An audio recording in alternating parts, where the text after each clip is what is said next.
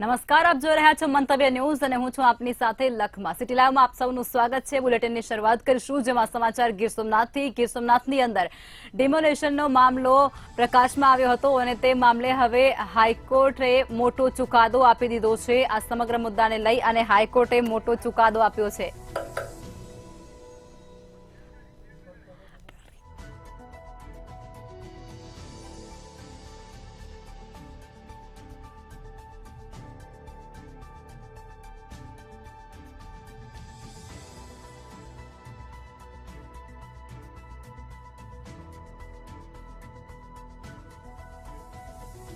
કરી દેવામાં આવ્યું છે, જેમાં બંને પક્ષોને સાંભળ્યા બાદ કોર્ટે આ ચુકાદો અનામત રાખ્યો હતો. અરજદારો દ્વારા ગેરકાયદેસર ડિમોલેશન કર્યું હોવાના આક્ષેપો પણ આ સમગ્ર મુદ્દાને લઈ અને કરવામાં આવ્યા હતા. ગુજરાત હાઈકોર્ટે અરજદારની માંગ ન સ્વીકારી અને ડિમોલેશન પર સ્ટે રાખવાનો ઇનકાર કર્યો છે. ગીર સોમનાથની અંદર હાઈકોર્ટ દ્વારા મોટો નિર્ણય લેવામાં આવ્યો છે, જે અંતર્ગત ડિમોલેશનની પ્રક્રિયા હાથ ધરવામાં આવી હતી અને ડિમોલેશન પર હવે હાઈકોર્ટ દ્વારા સ્ટે મૂકવા પર ઇનકાર કરી દેવામાં આવ્યો છે. બંને પક્ષોને સાંભળ્યા બાદ હાઈકોર્ટ દ્વારા આ મોટો નિર્ણય કરવામાં આવ્યો છે, જે અંતર્ગત ગેરકાયદેસર ડિમોલેશન કર્યા હોવાના અરજદારો દ્વારા આક્ષેપો પણ કરવામાં આવ્યા હતા અને તે આક્ષેપોને લઈ અને પીઆઈએલ દાખલ કરવામાં આવી હતી. તો ગુજરાત હાઈકોર્ટની અંદર અરજદારની માંગને સ્વીકારવામાં નથી આવી. ગીર સોમનાથની અંદર ડિમોલેશનનો એક મામલો પ્રકાશમાં આવ્યો અને તે ડિમોલેશન ન અટકાવવા માટે હાઈકોર્ટ દ્વારા કહેવામાં આવ્યું છે. ગુજરાત હાઈકોર્ટ દ્વારા આ ડિમોલેશનને મામલે મોટો ચુકાદો સંભળાવવામાં આવ્યો છે અને તે ચુકાદાની અંદર હાઈકોર્ટે કહ્યું છે કે ડિમોલેશન છે તે યથાવત રહેશે.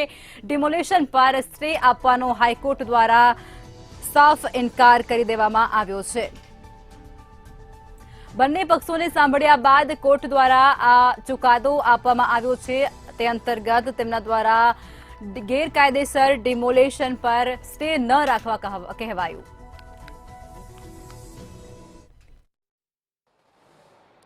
જી, ગુજરાત હાઈકોર્ટમાં વેરાવળ સોમનાથ ખાતે જે ડિમોલેશન હાથ ધરાયું તેને લઈ સુનાવણી ચાલતી હતી. આ અગાઉ જે બંને અરજદારોની અરજી કોર્ટે સાંભળી ચુકાદો જે છે અનામત રાખ્યો હતો. આજે તેની સુનાવણી પૂર્ણ કરવામાં આવી છે અને અરજદારની જે અરજી હતી તે નકારી દેવામાં આવી છે ગુજરાત હાઈકોર્ટ દ્વારા.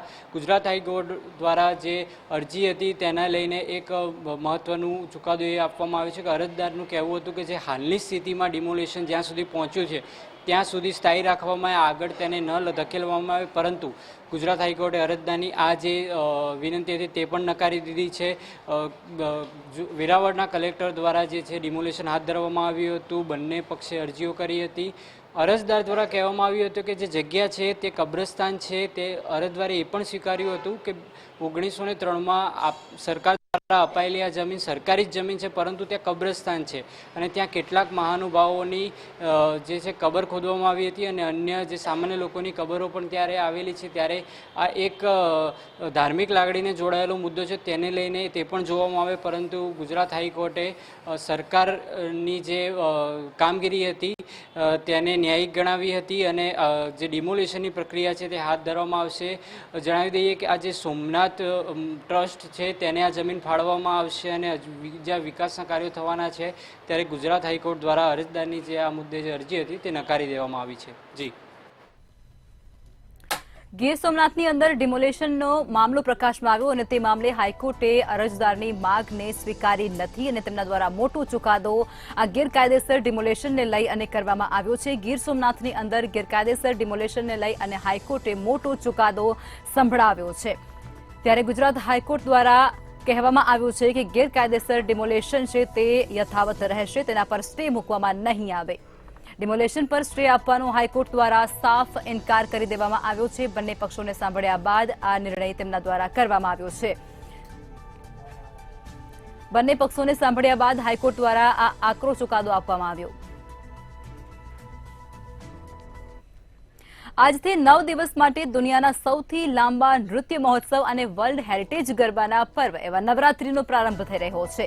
આ નવરાત્રી મહોત્સવને લઈ અને રાજ્યની પોલીસ હવે આજથી 9 દિવસ સુધી હાઈ એલર્ટ પર રહેશે। વિવિધ ગરબા આયોજનોમાં કોઈ અસામાજિક તત્વો માથું ન ઉચકે અને તે માટે પોલીસ અત્યારથી જ તૈયારીઓ કરી લીધી છે। ગુનાહિત પ્રવૃત્તિને અટકાવવા માટે ડ્રોન સર્વેલન્સ કરશે। ગરબાના ગ્રાઉન્ડ પર સી ટીમને તૈનાત કરવામાં આવશે અને આ સી ટીમ રોમિયોને પકડવા માટે સાથે ગરબે ઘૂમશે તો પોલીસની પેટ્રોલિંગ ટીમ રાઉન્ડમાં રહેશે। આ ઉપરાંત ઘોડેસવાર પોલીસ પણ આ સમગ્ર મામલામાં જોડાશે। હાલના ટેકનિકલ અને ડિજિટલ યુગમાં એઆઈ અને બોડી વોર્ન કેમેરાથી ગુનેગારો અને રોમિયો પર બાજ નજર પોલીસ દ્વારા રાખવામાં આવશે। નવરાત્રીનો પ્રારંભ થઈ ચૂક્યો છે ત્યારે સેફટીને લઈ સલામતીને લઈ અને પોલીસ છે ગુજરાત પોલીસ તે હાઈ એલર્ટ પર જોવા મળી રહી છે। ગરબા આયોજનોમાં ગુનાહિત પ્રવૃત્તિને અટકાવવા માટે પોલીસ એલર્ટ। આજથી નવલી નવરાત્રીનો પ્રારંભ થઈ ચૂક્યો છે। આજ રાતથી સમગ્ર ગુજરાતની અંદર ગરબાઓની રમઝટ જામશે તો ખેલૈયાઓ પણ મન મૂકીને નાચવાના છે। ખાસ કરીને મહિલા ખેલૈયાઓ માટે પોલીસે વિશેષ એક્શન પ્લાન બનાવ્યો છે। આવારા તત્વો તેમજ રોમિયોગીરી અટકાવવા માટે ગુજરાત પોલીસ સજ્જ બની છે અને સી ટીમને મેદાને ઉતારી છે। સી ટીમની મહિલા પોલીસ ટ્રેડિશનલ ડ્રેસ સાથે ચણિયા ચોળી સાથે વચ્ચે ગરબે ઘૂમશે। આ દરમિયાન કોઈ રોમિયો કે કોઈ આવારા તત્વ તેમને જો ઝપટે ચડશે તો દાંડિયા રાસની સાથે સાથે આવારા તત્વોને સી ટીમ પોલીસના દંડાથી પણ સ્વાગત કરશે। જી હા, ગુજરાતની પોલીસ આ માટે કટિબદ્ધ બની છે। આ ઉપરાંત જે પાર્ટી પ્લોટો છે મોટા મોટા ગુજરાતની અંદર કે જ્યાં મોટા આયોજનો થયા છે ત્યાં પણ ગુજરાતની પોલીસ એલર્ટ મોડ ઉપર રહીને 9 દિવસ સુધી સતત ખેલૈયાઓનું રક્ષણ કરશે અને ખાસ કરીને મહિલા ખેલૈયાઓનું રક્ષણ કરશે। આપણે ખાસ જણાવી દઈએ કે ગુજરાતની અંદર અંદાજિત 30,000થી વધુ નાસ્તા ભાગતા ફરતા અને માથાભારે તત્વો પણ નવરાત્રિમાં પરિસ્થિતિને અંજામ આપે તેના ઉપર બાજ નજર રાખવા માટે ગુજરાત પોલીસે અદ્યતન ટેકનોલોજીવાળા A1 બોડી વોર્ન કેમેરાની પણ તજવીજ કરી રાખી છે। સીસીટીવી નેટવર્ક પણ ઊભું કરી દીધું છે। આ સમયે કોઈ આવા તત્વો જો કેમેરાની ઝપટે ચડશે તો પોલીસ તેને ત્વરિતમાં પકડી લેશે તેવો દાવો પણ કરવામાં આવ્યો છે। અમદાવાદ સહિત વડોદરા, રાજકોટ, સુરત અને ગાંધીનગરમાં પણ સી ટીમ તૈયાર થઈ ચૂકી છે। સી ટીમે અલગ અલગ રીતે પોતાનું પ્લાનિંગ બનાવી દીધું છે। પોલીસ પણ ખેલૈયાઓની વચ્ચે ટ્રેડિશનલ ડ્રેસ સાથે ગરબા ઘૂમશે અને આવારા લુખા તત્વોને સબક શીખવાડશે। આમ આજથી 9 દિવસ સુધી આપણી ગુજરાતની પોલીસ એલર્ટ મોડ ઉપર આવી ગઈ છે અને સતત 9 દિવસ સુધી માં અંબાની આરાધના કરતા ભક્તો, શ્રદ્ધાળુઓ તેમજ ખેલૈયાનું સંપૂર્ણ રક્ષણ કરશે। ગુજરાતની અંદર સમગ્ર દેશમાં અને ગુજરાતની અંદર નવરાત્રીનો પ્રારંભ થઈ ચૂક્યો છે અને નવરાત્રીના પર્વને લઈ અને અત્યારે પોલીસ પણ હાઈ એલર્ટ પર જોવા મળી રહી છે। ગુજરાતની અંદર પોલીસ છે તે હાઈ એલર્ટ પર અને તમામ પ્રકારથી સજ્જ જોવા મળી રહી છે। વડોદરામાં ફાયર વિભાગ નિયમો બાબતે ઊંઘતું ઝડપાયું છે। વડોદરા ફાયર વિભાગ દ્વારા છેલ્લા દિવસે આયોજકો માટે જાહેર નોટિસ પ્રસિદ્ધ કરવામાં આવી હતી ત્યારે છેલ્લી ઘડીએ જાહેર નોટિસ પ્રસિદ્ધ કરતાની સાથે જ ગરબા આયોજકોમાં દોડધામ મચી ગઈ હતી। ફાયર વિભાગે આયોજકોને 24 જેટલા નિયમોનું પાલન કરવા માટે આખરના સમયમાં આદેશ કર્યા છે અને જેને જ કારણે આયોજકોમાં અત્યારે દોડભાગ જોવા મળી રહી છે। વડોદરાથી આ માહિતી સામે આવી રહી છે। વડોદરાની અંદર છેલ્લી ઘડીએ ફાયર વિભાગ દ્વારા ગરબા આયોજકોને નોટિસ પાઠવવામાં આવી છે। 24 જેટલા નિયમોનું પાલન કરવા માટે તેમના દ્વારા ગરબા આયોજકોને આ નોટિસની અંદર કહેવામાં આવ્યું છે જેને લઈ અને ગરબા આયોજકો છે તેમાં ત્યારે દોડધામ જોવા મળી રહી છે। વડોદરાની અંદર ફાયર વિભાગ નિયમ બાબતે ફરી એક વખત ઊંઘતું ઝડપાયું હોય તેવો બનાવ જેમાં નવરાત્રીના નિયમો બાબતે ફાયર વિભાગ ઊંઘતું ઝડપાયું છે। ફાયર તંત્ર પર અનેક સવાલો ઉઠી રહ્યા છે। ફાયર વિભાગે છેલ્લા દિવસે જાહેર નોટિસ બહાર પાડી છે। છેલ્લી ઘડીએ જાહેર નોટિસ બહાર પાડતાની સાથે જ ગરબા આયોજકોમાં દોડધામ।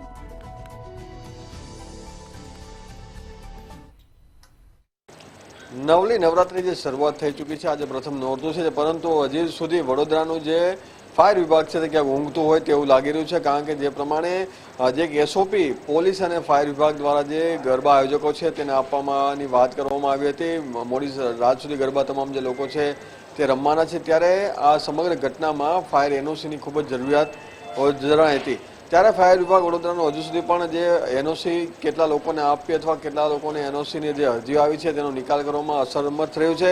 પ્રથમ નોરતું આવી ચૂક્યું છે, હજુ પણ વડોદરાના જે ફાયર વિભાગ દ્વારા એક પણ જે ફાયરની જે એનઓસી છે તે આપવામાં આવી નથી, જેને લઈને ગરબા આયોજકો ક્યાંક મૂંઝવણમાં છે, કારણ કે આવડું મોટું આયોજન કરી દીધું છે અને સાથે સાથે અરજીઓ પણ ઘણી બધી આપવામાં આવી છે, તેમ છતાં પણ હજુ સુધી સ્થળનું નિરીક્ષણ નથી થયું અથવા તો ફાયર ઇક્વિપમેન્ટ જે છે તેના નિરીક્ષણ થયું નથી, તેને લઈને એનઓસી જે છે એનું ક્લિયરન્સ મળ્યું ના હોવાના લીધે હજી પણ ગરબા આયોજક મોડી રાત્રે ગરબા થશે કે કેમ તેને લઈને અવઢવમાં પડ્યા છે, પરંતુ ફાયર વિભાગ જે આજે સતત તમામ જે કામગીરી કરવાની હોય છે તેમાં ક્યાંક નિષ્ફળ રહ્યું હોય તેવું હાલ લાગી રહ્યું છે। જી, વડોદરાની અંદર ફરી એક વખત ફાયર વિભાગ ઊંઘતું ઝડપાયું છે। ફાયર તંત્રની કામગીરી પર અનેક સવાલો ઉભા થયા છે, કારણ કે છેલ્લી ઘડીએ નોટિસ પ્રસિદ્ધ કરી છે, જેને કારણે ગરબા આયોજકોમાં દોડધામ મચી જવા પામી છે। ગરબા આયોજકોને કુલ 24 જેટલા નિયમોનું પાલન કરવા માટે છેલ્લી ઘડીએ તેમના દ્વારા નોટિસ ફટકારવામાં આવી છે। વડોદરામાં ફાયર વિભાગ નિયમો બાબતે ઊંઘતું ઝડપાયું હોય તેવો બનાવ સામે આવી રહ્યો છે। ગરબા આયોજકોમાં અત્યારે દોડધામ મચી જવા પામી છે, કારણ કે આખરના સમયમાં ફાયર તંત્ર દ્વારા નોટિસ તે લોકોને આપવામાં આવી છે, જાહેરનામું પ્રસિદ્ધ કરવામાં આવ્યું છે। જાહેર નોટિસની અંદર તેમના દ્વારા 24 જેટલા નિયમોનું પાલન કરવા માટે ગરબા આયોજકોને કહેવામાં આવી રહ્યું છે। ત્યારે છેલ્લી ઘડીએ નોટિસ પ્રસિદ્ધ કરતાની સાથે જ ગરબા આયોજકોમાં પણ દોડધામ મચી જવા પામી છે। 24 જેટલા કુલ નિયમો છે, જેનું પાલન કરવા માટે ગરબા આયોજકોને આદેશ ફાયર તંત્ર દ્વારા આપવામાં આવ્યો છે। વડોદરામાં ફાયર વિભાગ નિયમો બાબતે ઊંઘતું ઝડપાયું છે અને તેમની કામગીરી પર અનેક સવાલો ઉઠવા પામ્યા છે। વડોદરાથી આ જાણકારી સામે આવી રહી છે। નવરાત્રીના નિયમો બાબતે ફાયર વિભાગ ઊંઘતું ઝડપાયું છે। ફાયર વિભાગે છેલ્લા દિવસે ગરબા આયોજકોને માટે જાહેર નોટિસ આપી છે।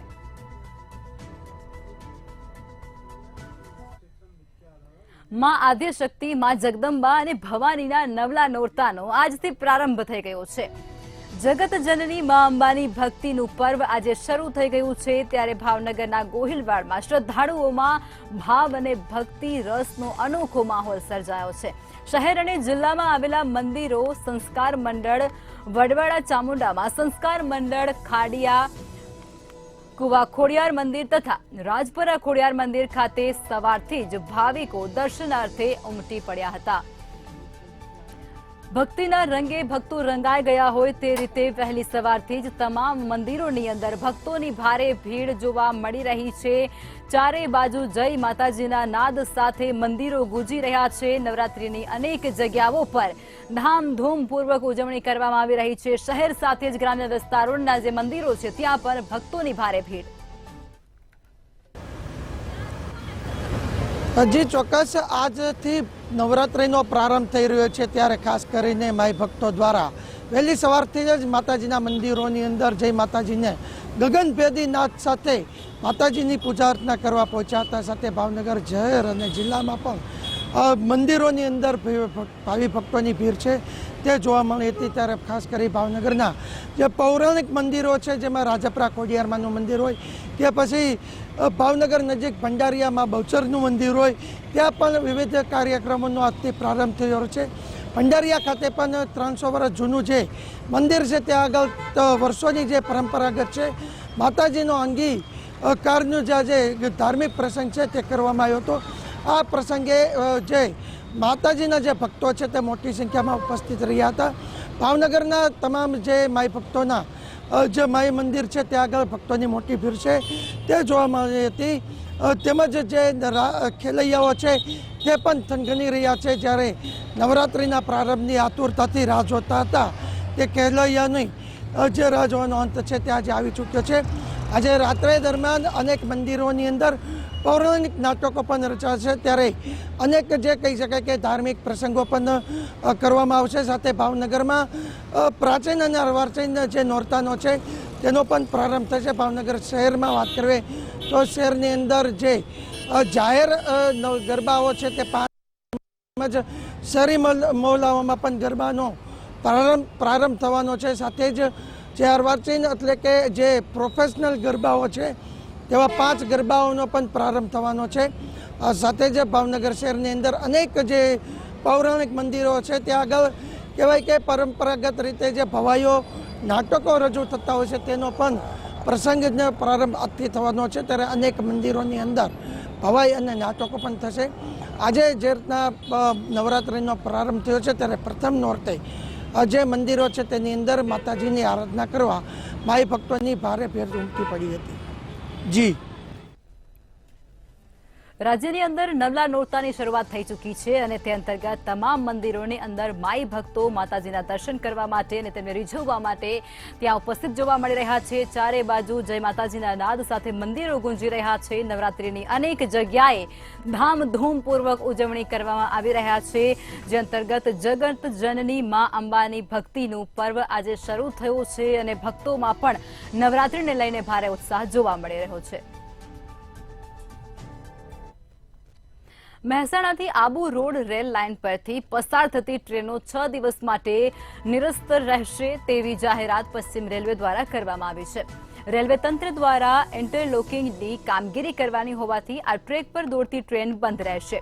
તો 2 ઓક્ટોબરથી 7 ઓક્ટોબર સુધી ટ્રેન બંધ રહેશે. મહેસાણા ઊંઝા જતી રેલવે લાઇન પર ભાડું અને મોટી દાવ અને સાથે જ ઊંઝા ખાતે પણ કામગીરી કરવામાં આવશે અને આ કામગીરીને લઈ અને ટ્રેન બંધ રાખવામાં આવી રહી છે. અનેક વિસ્તારોની અંદર કામ કરવાનું હોવાથી આ કામગીરીને અંતર્ગત રેલ સેવા છે તેને બંધ રખાશે. 2 ઓક્ટોબરથી 7 ઓક્ટોબર સુધી આ તમામ વિસ્તારોની અંદર ટ્રેન સેવા બંધ રાખવામાં આવશે.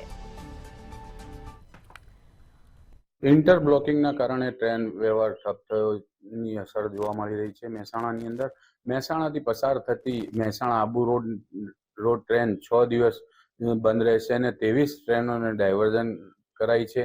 મહેસાણા નજીક આવેલા ભાંડુ, મોટી દવ અને ઊંઝા ખાતે રેલવે તંત્ર દ્વારા ઇન્ટરલોકિંગની કામગીરી કરવામાં આવનાર હોવાથી 7 ઓક્ટોબર સુધી આ ટ્રેકને પર દોડતી ટ્રેનોને બંધ રહેશે અને મહેસાણાથી આબુ રોડ અને રેલવે લાઇન અને પસાર થતી 6 દિવસ માટેની આ ટ્રેનો નિરસ્ત રહેશે તેવી જાહેરાત પશ્ચિમ રેલવે દ્વારા કરવામાં આવી છે. મહેસાણાથી ઊંઝા જતી રેલવે લાઇન પર ભાંડુ, મોટી દવ અને ઊંઝા ખાતે રેલવે તંત્ર દ્વારા ઇન્ટરલોકિંગની કામગીરી કરવા હોવાથી 2 ઓક્ટોબરથી લઈને 7 ઓક્ટોબર સુધી સોમવાર સુધી આ ટ્રેક પર ટ્રેનો દોડતી બંધ રહેશે અને આબુ રોડ અને મહેસાણા આબુ રોડની 2 ટ્રેનો 6 દિવસ માટે બંધ રહેશે. જ્યારે આ ઉપરાંત અન્ય જે ટ્રેનો કહેવાય કે 23 જેટલી જે ટ્રેનો છે તેને અમદાવાદથી મહેસાણા અને દિલ્હી જતી જે છે ટ્રેનો તેને ડાયવર્ટ કરવામાં આવી છે અને 23 જેટલી ટ્રેનો ડાયવર્ટ કરી છે અને દોડાવવામાં આવશે અને 6 દિવસ માટે ટ્રેનોનો ડાયવર્ટ કરતા પબ્લિકને ટ્રાન્સપોર્ટેશન માટે ભારે હાલાકીનો સામનો કરવો પડશે.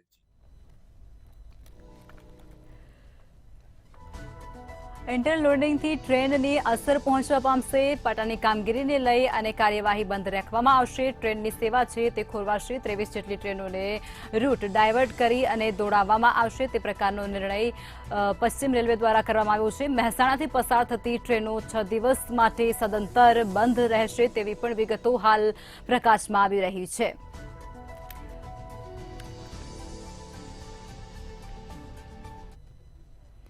રાજકોટની અંદર અગ્નિકાંડ બાદ એક અધિકારીઓ રાજીનામા આપી રહ્યા છે. ત્યારે રાજકોટના in charge chief fire officer Amit દવેએ રાજીનામું આપ્યું છે. અમિત દવેએ પારિવારિક કારણોસર રાજીનામું આપ્યું હોવાનું સામે આવ્યું છે. અગ્નિકાંડ બાદ 15 જેટલા અધિકારીઓ રાજીનામું આપી ચૂક્યા છે. આમ કોઈ અધિકારી અગ્નિકાંડ બાદ જવાબદારી લેવા માટે પણ તૈયાર નથી. ત્યારે રાજીનામું આપ્યા બાદ મંતવ્ય ન્યૂઝ દ્વારા અમિત દવે સાથે ખાસ વાતચીત પણ કરવામાં આવી હતી. અગ્નિકાંડ બાદ રાજકોટની અંદર મનપાની સ્થિતિ જાણે કથળતી હોય તેવું લાગી રહ્યું છે, કારણ કે ત્યાં દિવસે ને દિવસે અધિકારીઓ રાજીનામા આપી રહ્યા છે. સ્વેચ્છાએ તેઓ રાજીનામું આપી રહ્યા છે. રાજકોટમાં ફાયર ઓફિસરે પોતાનું રાજીનામું આપ્યું છે. રાજકોટમાં ફાયર ઓફિસર દ્વારા પોતાની ફરજ છે તેને છોડવા માટે સ્વેચ્છાએ પારિવારિક કારણ આપી અને રાજીનામું આપી દીધું છે. In charge chief fire officer Amit Dave દ્વારા રાજીનામું આપવામાં આવ્યું છે. રાજકોટ મહાનગરપાલિકાના ઉચ્ચ અધિકારી એક બાદ એક રાજીનામું આપી રહ્યા છે, ત્યારે વધુ એક અધિકારીએ આજરોજ આ ક્યાંક ને ક્યાંક રાજીનામું આપ્યું હોય તે પ્રકારની જાણ થઈ છે. ચોક્કસથી in charge chief fire officer Amit દવેએ રાજીનામું મૂકતા કહી શકાય કે હાલ ચર્ચાનો એક વિષય ક્યાંક જોર પકડ્યો છે. ખાસ તો અગ્નિકાંડ બાદ કોઈપણ અધિકારી રાજકોટ મહાનગરપાલિકાના ઉચ્ચ અધિકારી પદે રહેવા નથી માગતા, આ પણ એક વિગત સામે આવી રહી છે. ત્યારે અમિત દવે સાથે મંતવ્ય ન્યૂઝ સાથેની વાતચીતમાં અમિત દવેએ જણાવ્યું કે ક્યાંક ને ક્યાંક પારિવારિક કારણોસર તેઓ રાજીનામું આપી રહ્યા છે. ત્યારે ખાસ તો વાત કરવામાં આવે તો જે અગ્નિકાંડની ઘટના ઘટી ત્યારબાદ કહી શકાય કે કામનું ભારણ પણ ખૂબ જ વધુ રહે છે અને ખાસ કહી શકાય કે સ્ટાફનો અભાવ પણ છે. આ પણ પોતાની વાતચીતમાં અમિત દવેએ સ્પષ્ટ કહ્યું. ખાસ તો મહત્ત્વની બાબત એ છે કે અગ્નિકાંડ બાદ અત્યારે જે ઉચ્ચ અધિકારીઓ છે તેઓ ક્યાંક ને ક્યાંક જે પોતાની જે કામગીરી છે તે સારી રીતે બજાવી નથી શકતા અને ક્યાંક ને ક્યાંક વર્ક પ્રેશર પણ ખૂબ જ વધ્યું છે અને તેના જ કારણે તેઓ રાજીનામું આપી રહ્યા છે. ત્યારે વધુ એક અધિકારી એટલે કે ફાયરનું એક ચીફ ઓફિસર તેઓએ રાજીનામું આપી રહ્યા છે. ત્યારે આ પ્રકારની ઘટના વારંવાર ક્રમશઃ અત્યારે વધી રહી છે. રાજકોટ મહાનગરપાલિકામાં ક્યાંક જે ઉચ્ચ અધિકારીઓ ઉપર રાજકીય દબાણ અને ભલામણો ખૂબ જ થાય છે. આ પણ એક મુખ્ય કારણ છે કે રાજીનામાનો જે દોર છે તે વધ્યો છે. જી, રાજકોટની અંદર એક બાદ એક ઓફિસર અધિકારી પોતાનું રાજીનામું સોંપી રહ્યા છે. અગ્નિકાંડ બાદ કોઈ પણ રાજકોટ મનપાની કમાન સંભાળવા માટે જાણે તૈયાર ના હોય તે પ્રકારની સ્થિતિનું નિર્માણ રાજકોટની અંદર થયું છે.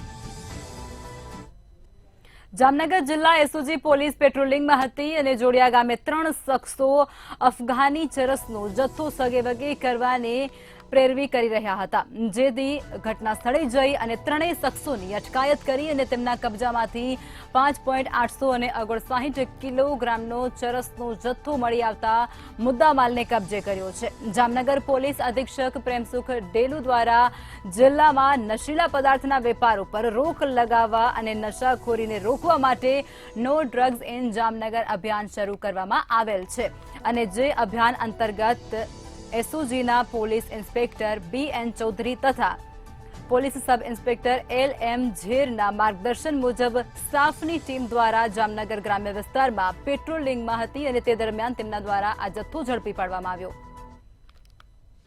જામનગર શહેરની જોડિયા પંથકની અંદર જે હાલ થોડા સમય પહેલા જે ચરસનો જે પદાર્થ મળી આવ્યું હતું, હાલ જે પ્રમાણે ગઈકાલે જે એસઓજીની ટીમ દ્વારા જે બાતમીના આધારે ચોક્કસ રીતે જે તપાસ દરમિયાન જે એસઓજીની ટીમ દ્વારા જોડિયા પોલીસને સાથે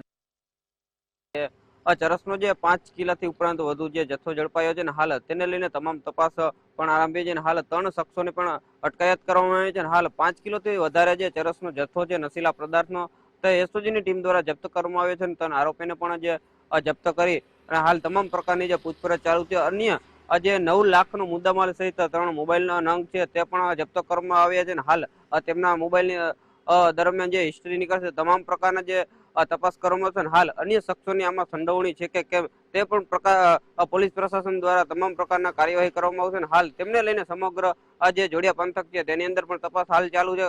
કઈ રીતના જે ચરસનો જથ્થો ત્યાં પહોંચ્યો હતો તેને લઈને પણ તપાસ આરંભી છે.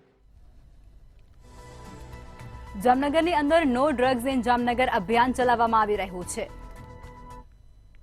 સુરતના કતાર ગામમાં બોગસ દસ્તાવેજનો ઉપયોગ કરવામાં આવ્યો છે, જેમાં જાતિનું પ્રમાણપત્ર મેળવવા માટે બોગસ દસ્તાવેજનો ઉપયોગ કરવામાં આવ્યો છે. શાળા છોડિયાનો બનાવટી દાખલો બનાવવામાં આવ્યો હતો અને આ સાથે જ બોગસ સર્ટિફિકેટના આધારે સરકારી પરીક્ષા પણ પાસ કરી હતી. પુત્રીએ સર્ટિફિકેટના આધારે સરકારી પરીક્ષા પાસ કરી હોવાનું સામે આવ્યું છે. સમાજ અને કલ્યાણ અધિકારીની કચેરીમાં જાણ થતાની સાથે જ પોલીસ ફરિયાદ કરવામાં આવી છે.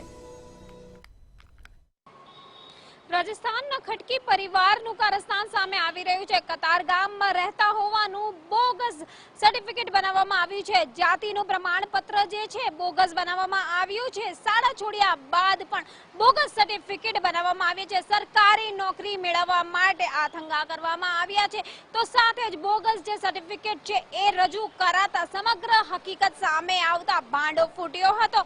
બાપ દીકરી દ્વારા કહી શકાય છે કે પિતા પુત્રી દ્વારા જે છે આખું કારસ્તાન એજન્ટના માધ્યમથી કરવામાં આવ્યું હતું. સુરતના કતારગામ વિસ્તારમાં રહેતા હોય વાલીઓ એ રીતના ડોક્યુમેન્ટ બનાવવામાં આવ્યા હતા. જો કે મૂળ રાજસ્થાનના તેઓ વતની જોવા મળી રહ્યા છે અને તેઓ દ્વારા રાજસ્થાનના હોવા છતાં સુરત ખાતેનું જાતિનું પ્રમાણપત્ર જે છે એ બોગસ બનાવવામાં આવ્યું હતું. એટલું જ નહીં, સરકારી નોકરી પણ તેમના દ્વારા પાસ કરી લેવામાં આવી હતી. સરકારી નોકરીની ભરતી પાસ કરવામાં આવી હતી. તો કહી શકાય છે કે સુરત ખાતે ગુજરાત સરકારની કલ્પેશ્વર વિભાગ ગાંધીનગરની કચેરીમાં મદદનીશની જે એન્જિનિયર સિવિલ વર્ગ 2 ની જે પરીક્ષા હોય છે એ પણ દીકરી દ્વારા આ પ્રમાણપત્ર રજૂ કરીને પરીક્ષા પાસ કરવામાં આવી હતી. નોકરી મેળવવા માટે આ પ્રયાસ કરવામાં આવ્યા હતા. સમગ્ર મામલે જે છે હાલ પોલીસ દ્વારા કાર્યવાહી કરવામાં આવી છે. પોલીસ સાથે જ જે છે સમાજ કલ્યાણ અધિકારી કચેરી દ્વારા પણ બાતમી મળતા પિતા પુત્રીએ જે બોગસ દસ્તાવેજો રજૂ કર્યા હતા, જાતિનું પ્રમાણપત્ર જે છે એ બોગસ રજૂ કર્યું હતું, બક્ષી પંચનું સર્ટિફિકેટ કહી શકાય છે કે રજૂ કર્યું હતું. આ તમામને લઈને જે છે અઠવા પોલીસ દ્વારા હાલ પિતા પુત્રીની ધરપકડ કરીને એજન્ટની પણ તપાસ શરૂ કરવામાં આવી છે. આ તો માત્ર એક જ પિતા પુત્રી રાજસ્થાનના બોગસ પ્રમાણપત્ર સાથે સામે આવ્યા છે. અન્ય કેટલા જાતિના પ્રમાણપત્ર બોગસ બનાવવામાં આવ્યા હોય, એજન્ટ દ્વારા કેટલાક લોકોના પૈસા ખાવામાં આવ્યા હોય, એની તપાસ હાલ અઠવા પોલીસ દ્વારા કરવામાં આવી રહી છે. સુરતની અંદર બોગસ સર્ટિફિકેટનો એક મામલો પ્રકાશમાં આવ્યો હતો.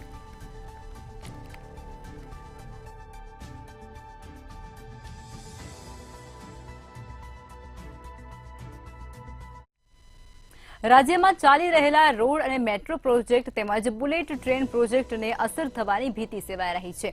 કારણ કે રાજ્યની સાથે સરહદી કચ્છમાં બ્લેક ટ્રેપના એટીઆર બંધ થવાથી સાથે જ ઉદ્યોગકારો અને ખાસ કરીને સરકારી તિજોરીને મોટો ફટકો પડ્યો છે. રાજ્યની સાથે સરહદી કચ્છ જિલ્લામાં બ્લેક ટ્રેપ એસોસિએશન દ્વારા એટીઆર બંધ થવાના કારણે આવેદનપત્ર પાઠવી અને રજૂઆત કરવામાં આવી હતી. પશ્ચિમ અને પૂર્વ કચ્છમાં કહી શકાય તેમ ઈસીના અભાવે જે એટીઆર લીજ છે તે બંધ થઈ ગઈ છે. ખાસ કરીને વાત કરવામાં આવે તો જે પર્યાવરણીય જે મુદ્દો છે જેને લઈને ક્યાંક ને ક્યાંક ખાણ ખનીજ વિભાગ દ્વારા જે રીતના નોટિસ આપ્યા વગર જ જે આ લીજો છે જે બ્લેક ટ્રેપ છે તેને બંધ કરવામાં આવી છે, જેના કારણે ક્યાંક ને ક્યાંક જે 1.5 લાખ જેટલા શ્રમજીવીઓ છે, જેમાં ટ્રક ડ્રાઈવર હોય કે પછી મજૂરી કામ કરતા હોય તેવા સંકળાયેલા શ્રમજીવીઓ છે, તેમની રોજગારી છે તે છીનવાઈ ગઈ છે. તો મહત્વની બાબત એ છે કે આ રોજગારી છીનવાના કારણે પણ ક્યાંક ને ક્યાંક જે પશ્ચિમ અને પૂર્વ કચ્છમાં વિકાસનો વેગ છે તે પણ ક્યાંક ને ક્યાંક થંભી ગયો છે. તો આ સમગ્ર મામલે આજે જે બ્લેક ટ્રેપ એસોસિએશન દ્વારા કલેક્ટરને રજૂઆત કરવામાં આવી હતી અને આવતીકાલે જે કચ્છ આવી રહેલા છે રાજ્યના મુખ્યમંત્રી ભૂપેન્દ્રભાઈ પટેલ સમક્ષ પણ સમય માંગ્યો છે અને જે સમય દરમિયાન જ તેમને રજૂઆત કરવા માટે પણ જે તંત્ર સમક્ષ ઘા નાખી છે. મહત્વની બાબત છે કે આજે બ્લેક ટ્રેપની જે લીજો છે જે બંધ થઈ ગઈ છે, જેના કારણે ક્યાંક ને ક્યાંક સરકારી તિજોરીની સાથે જ જે ખાનગી વ્યવસાય છે તેને પણ આર્થિક ફટકો પડ્યો છે. હાલ જે રીતના લીજો બંધ થઈ ગઈ છે તેમાં જે મધ્યમવર્ગી પરિવાર છે તેમને હવે ઘર બનાવવું પણ મોંઘું બન્યું છે, કારણ કે જે રીતના આજે બ્લેક ટ્રેપો બંધ થવાના કારણે જે રો મટીરિયલ છે તેના ભાવમાં વધારો થવાના કારણે મધ્યમવર્ગી જે લોકો છે તેમને પણ હવે આર્થિક સંકટનો સામનો પણ કરવો પડી રહ્યો છે. તો જે રીતના શ્રમજીવી પરિવાર છે તેમની રોજગારી છીનવાતા ક્યાંક પણ ઘેરાયા છે. જી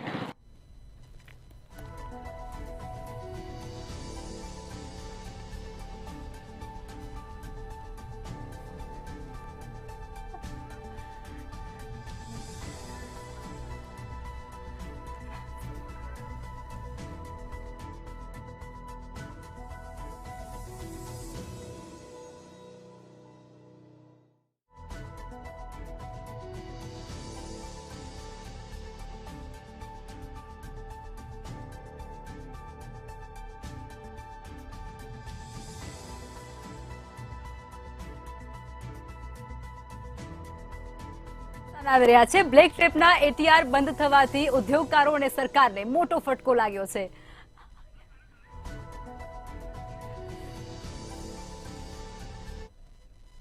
જૂનાગઢ જિલ્લાના અગ્રણીના પુત્રના અપહરણના કેસમાં જેલમાં રહેલા ગણેશ જાડેજાના જામીન અરજી મંજૂર થઈ ગયા છે. તેમજ 5 લોકોના જામીન મંજૂર થયા છે. જૂનાગઢમાં પ્રવેશ ન કરવાની શરતે આ શરતી જામીન આપવામાં આવ્યા છે. ત્યારે ગુજરાત હાઈકોર્ટ દ્વારા આ શરતી જામીન આપવામાં આવ્યા છે. ગણેશ જાડેજા છે તેને હવે જેલ મુક્ત કરવામાં આવશે. 4 મહિના બાદ ગણેશ જાડેજા જેલની બહાર આવશે તેવી વિગતો હાલ પ્રકાશમાં આવી રહી છે અને તે અંતર્ગત જૂનાગઢમાં પ્રવેશ ન કરવાની ખાસ શરતે તેમને જામીન મંજૂર કરાયા છે. ચોક્કસ કે ગણેશ જાડેજા કેસને લઈને સૌથી મોટા સમાચાર સામે આવ્યા છે. છેલ્લા 4 મહિનાથી જેલમાં બંધ ગણેશ જાડેજાના જામીન હાઈકોર્ટે મંજૂર કર્યા છે. ગત 30/5ના રોજ જૂનાગઢ ખાતે ગણેશ જાડેજાની બબાલ થઈ હતી અને જેમાં દલિત યુવાન અને જે જૂનાગઢના પૂર્વ એનએસયુઆઈના પ્રમુખ છે સંજય સોલંકી તેનું અપહરણ કરવામાં આવ્યું, તેને મારવામાં આવ્યું અને મારી નાખવાની કોશિશ કરવામાં આવી હતી અને એટ્રોસિટી સહિતની ફરિયાદ છે તે ગણેશ જાડેજા સહિત 11 લોકો સામે નોંધાઈ હતી. હાલના સમગ્ર કેસને લઈને ગણેશ જાડેજાની ધરપકડ છે તે જૂનાગઢ ક્રાઇમ બ્રાન્ચ દ્વારા કરવામાં આવી અને બાદમાં તેને કોર્ટમાં રજૂ કરતા તેને જેલ હવાલે કરવામાં આવ્યો હતો. છેલ્લા 4 મહિનાથી ગણેશ જાડેજા જેલમાં બંધ છે. અનેકવાર જૂનાગઢની સેશન્સ કોર્ટ અને હાઈકોર્ટની અંદર છે તે જામીન માટેની અરજી કરવામાં આવી હતી. જૂનાગઢની સેશન્સ કોર્ટમાં જામીન અરજી છે તે નામંજૂર થઈ અને બાદમાં હાઈકોર્ટમાં જામીન અરજી કરવામાં આવી. જ્યારે આજે હાઈકોર્ટમાં જામીન અરજી અંગે સુનાવણી હતી અને ગણેશ જાડેજા સહિત 5 જે આરોપીઓ જેલમાં બંધ છે તેના જામીન છે તે હાઈકોર્ટે મંજૂર કર્યા છે. શરતી જામીન આપવામાં આવ્યા છે, જેમાં શરતોની અંદર ઉલ્લેખ કરવામાં આવ્યું છે કે ગણેશ જાડેજા સહિતનાઓએ જૂનાગઢ જિલ્લામાં પ્રવેશ ન કરવો, તો બીજી તરફ ગુજરાત બહાર જવા માટે પણ મંજૂરી લેવી પડશે. એટલે કે ગણેશ જાડેજા કેસને લઈને સૌથી મોટા સમાચાર છે. 4 મહિનાથી બંધ ધારાસભ્યના પુત્ર ગણેશ જાડેજા હવે જેલમાંથી મુક્ત થશે. આજે મોડી સાંજે અથવા તો આવતીકાલે સવારે ગણેશ જાડેજા જેલમાંથી મુક્ત થઈ શકે છે. તેનું કારણ એ છે કે હાઈકોર્ટની અંદર આ જે જામીન મળ્યા છે જેને લઈને જે બીડું હોય છે, જે જામીનનું જે મંજૂરી હોય છે તે જૂનાગઢની કોર્ટમાં જૂનાગઢની જેલમાં આપવાનું હોય છે. કોર્ટ બાદ અને જેલની અંદરથી તે જેલનો જે સમય હોય છે 6 વાગ્યા સુધીનો, ત્યાં સુધી આવી જાય તો તે આજે છૂટી શકે અથવા તો આવતીકાલે સવારે તે જામીન મંજૂર થયા છે જેને લઈને તે છૂટી શકશે.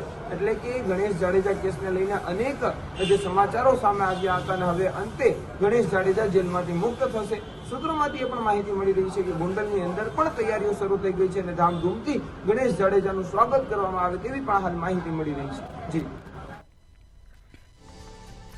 જૂનાગઢની અંદર ગણેશ જાડેજાના જેલ મુક્ત થવાના એંધાણ વર્તા રહ્યા છે. 4 મહિના બાદ ગણેશ જાડેજાને જેલ બહાર કરવામાં આવશે. આ સાથે સિટી લાઈવમાં અત્યારે બસ આટલું જ. નમસ્કાર.